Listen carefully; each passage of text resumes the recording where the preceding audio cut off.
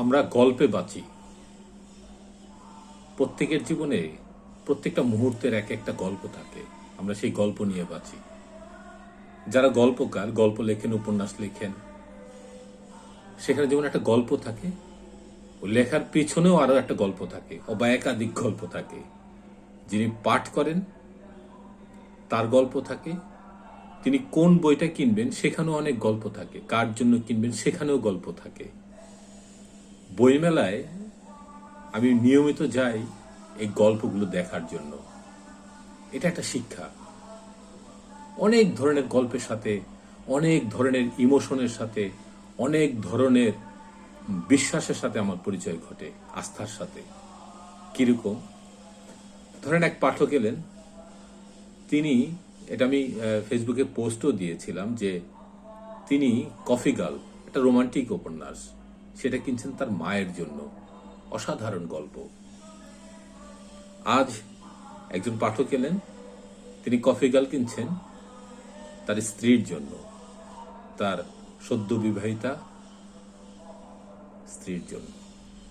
মজার ব্যাপার হলো, যিনি কিনছেন তিনি ছবি তুললেন না, যিনি সাথে আসছেন তার বন্ধু, সে কফি গার্ল নিয়ে ছবি তুলল।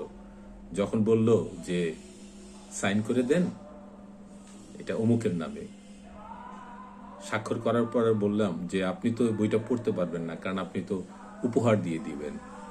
উনি বললেন না ভাই, উনি তার ওয়াইফকে দিচ্ছেন। আমি বললাম কার ওয়াইফ? পাশের জনকে দেখিয়ে বললো তার ওয়াইফ। আমি বললাম আপনি কিনছেন, ছবি তুলছে আর একজন, ওর ভালো লাগে, ওই বেসিক্যালি হয়তো চয়েস করেছে। আমি বললাম আপনিও ছবি তোলেন কফি গার্লের সাথে, আপনি আপনার ওয়াইফকে দিলে বলতে পারবেন। দারুণ গল্প।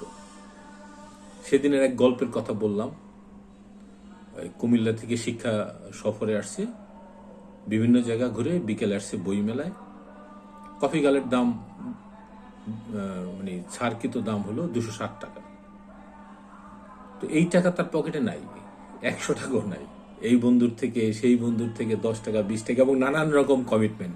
তোকে বাসায় গিয়ে দিয়ে দিব, তোর আমি ওইটা দিব, এইটা দিব, হ্যাঁ তোর আমি, নানান ধরনের আমি কমিটমেন্ট করে সে 200 টাকার মতনও জোগাড় করতে পারেনি। সম্ভবত 190 বা 200 টাকা দিয়ে সে কফি গার্লটা নিল। তাকে এমনিই দেয়া যেত, কিন্তু এই যে যে তার গল্প, এটা তার সারা জীবন একটা স্মৃতি। মানুষ স্মৃতি নিয়ে বাঁচে, স্মৃতি ছাড়া মানুষ বাঁচতে পারে না।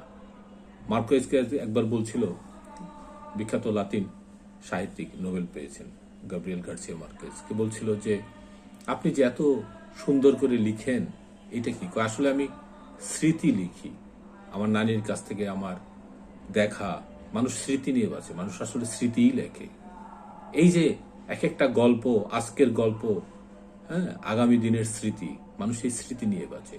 তখন আমার মনে পড়লো আমার পড়াশোনার সময় কালকের কথা, যখন আমি বই সংগ্রহ করি। এখন আমার অনেক বই।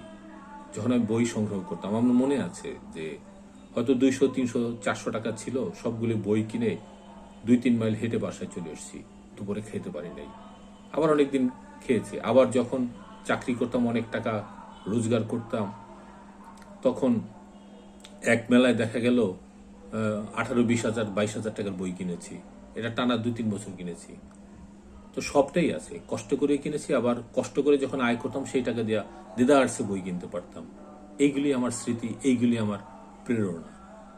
তো প্রত্যেকটা মানুষের গল্প আছে। আরেকটি গল্প, স্টোরিতে একটা ছবি শেয়ার করলাম, একজন দেখে বললেন যে আপনার বইয়ের প্রচ্ছদটা খুব সুন্দর, নামটাও, হ্যাঁ এটা। আমি বললাম মেলায় আসেন, লেখালেখি চলছে মেসেঞ্জারে। বললো যে না, আমার পরীক্ষা। বললেন যে, আমি বললাম তাহলে তো আপনাকে মিস করলাম একজনকে। উনি বললেন না, আমি এটা সংগ্রহ করে নিব। তারপরে রকমারির থেকে তিনি গিয়ে জানতে পারলেন যে আমার আরো 4টা উপন্যাস আছে, মোট 5টা। উনি 5টাই অর্ডার করে দিলেন। এটা একটা দারুণ গল্প, তার জন্য, আমার জন্য। তো মানুষ আসলে গল্পে বাঁচে। আমি এখন যেই উপন্যাসটা লেখার চেষ্টা করছি, সেখানে গল্প একটা বড় বিষয়। মানুষ কাকে খুঁজে নেবে? গল্পের মানুষকে না ভাতের মানুষকে? এটা নিয়ে অনেক বিতর্ক আছে, কিন্তু ডিটেইলে বললে দিন শেষে মানুষ গল্পকেই খুঁজে নেয়, কেউ কেউ ভাতের মানুষকেই খুঁজে নেয়। এইটাও একটা গল্প, দেখা যাক। তবে গল্পগুলো সঙ্গী হয়ে থাকুক। স্মৃতি নিয়ে মানুষ বাঁচতে চায়, মানুষ স্মৃতিতে বাঁচে।